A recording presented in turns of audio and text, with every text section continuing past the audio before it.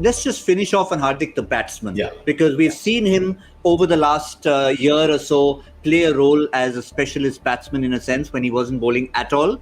And with India batting first, he'll certainly look at it as an opportunity to add to these numbers, which aren't the worst, given that he was playing as a specialist batsman.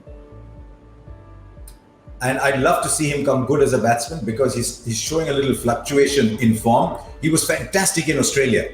I mean, I don't know what he made, a 37 of 19 balls or 17 balls or something like that in one of the T20s in Australia, which was fantastic to see. But I really do want to see him emerge as a number 6 in his own right. There is no discussion. Hardik Pandya bats 6. There's an issue. He can go up to bat at 5, but he should be a number 6 batsman. In future, I see Hardik Pandya being a batsman who bowls.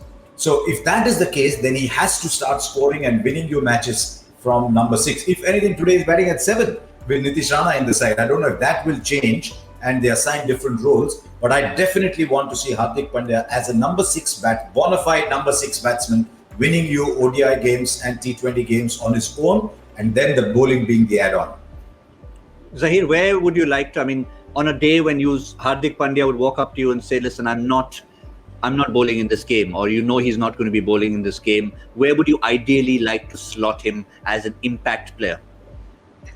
Well, I think you have to use him in a manner which is going to really change the tempo of the game.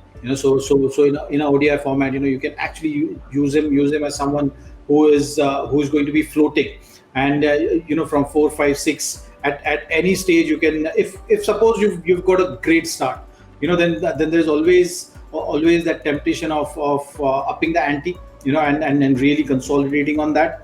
And if you have a player like Hardik going in there early, that really puts furthermore pressure on bowlers to at that stage deal with a batsman like that, and that gives Hardik also that much freedom to use his time, get set, and then go, because it's never easy for any power hitter to just go out there in the last 5, 6 overs or 10 overs and then start from the word go. If you ask them, if they have the liberty of just getting their eye in, having that extra bit of over or two, and then start playing those big shots, it's a different ball game altogether. So looking at that, I think if you ask Hardik as well, he would prefer to be anywhere around 4, 5, 6, but not being assigned to a particular role of just finishing the games. I think he's got the ability. If you have a required rate which has gone too far up, if you're batting second, gives you another opportunity of using him in a different way, where if it comes good, you can really make the game and make it easy for other batters to then finish off the game. There was an India A game where Hardik might have played a big shot and got out and was made to sit and got a lecture from the coach, and who then sent Hardik Pandya in as a pure batsman in a difficult situation and said, finish the game for me from there. And Hardik actually grafted his way through and got a 70-80 not out and came back and you showed that he can play that kind of innings too. I think Hardik the batsman is capable of much more than we've seen so far.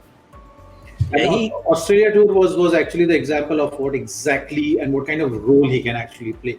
Predominantly a batsman who can bowl a bit. With his injury and the back surgery, you may not get his bowling services all the time, but you can definitely use Hardik Pandya, the bowler, sparingly, depending on which are the important toes, how you want to build it, how you want to manage his workload, how you want to approach that scenario, along with trainer and physio, with a little bit of restrictions, but predominantly focusing on the power game which he brings to the team.